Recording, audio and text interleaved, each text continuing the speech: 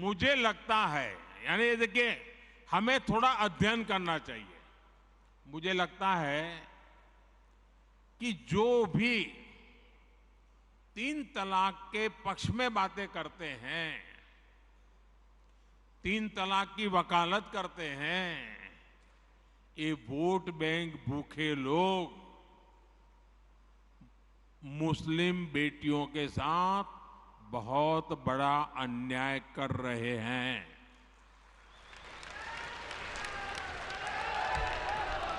अच्छा, कुछ लोगों को लगता है कि भाई ये तीन तलाक से तो सिर्फ महिलाओं की बात हो रही है। तीन तलाक से जो नुकसान होता है ना, वो सिर्फ बेटियों को होता है ऐसा नहीं है, उसका दायरा उससे भी बड़ा है। आप सोचिए, बहुत ही अरमानों के साथ बेटी को शादी कर करके ससुराल भेजा हो और 8-10 साल के बाद तीन तलाक कह करके उसको कोई निकाल दे, तो उस माँ बाप का क्या होगा जिसके घर में बेटी वापिस आती है? उस भाई का क्या होगा? वो भाई, पिता, सब उस बेटी की चिंता में इतने दुखी हो जाते हैं। इसलिए तीन तलाक से सिर्फ बेटियों को ही अन्याय होता है इतना नहीं, पूरे परिवार तबाह हो जाते हैं, माता, पिता, भाई सब दुखी हो जाते हैं। और देखिए, दुनिया के अनेक मुस्लिम बहुल्य देश, इसका इस्लाम से संबंध होता तो दुनिया का कोई मुस्लिम देश तीन तलाक खत्म नहीं करता।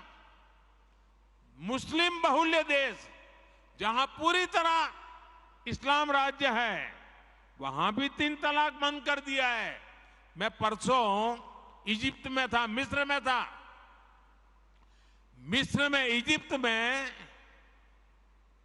90% से ज्यादा सुन्नी मुसलमान समाज है और इजिप्ट में आज से 80-90 साल पहले तीन तलाक की प्रथा को समाप्त कर दिया।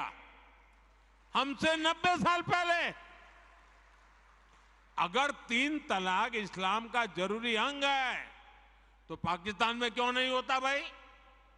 अगर तीन तलाक इस्लाम का जरूरी अंग है तो इंडोनेशिया में क्यों नहीं होता?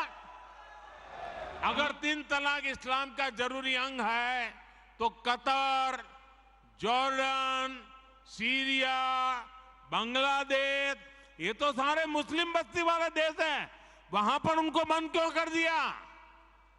मैं समझता हूं कि मुसलमान बेटियों पर तीन तलाक का फंदा लटका कर कुछ लोग उन पर हमेशा अत्याचार करने की खुली छूट चाहते हैं।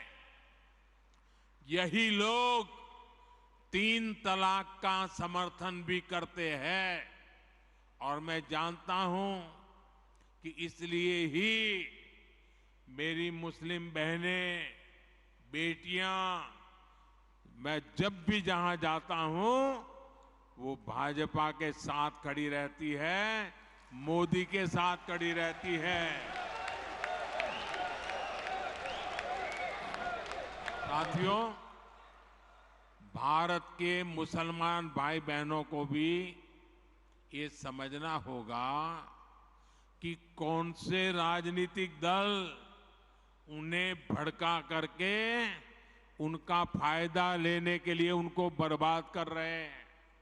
आजकल हम देख रहे हैं कि यूनिफॉर्म सिविल कोड के नाम पर ऐसे लोगों को भड़काने का काम हो रहा है।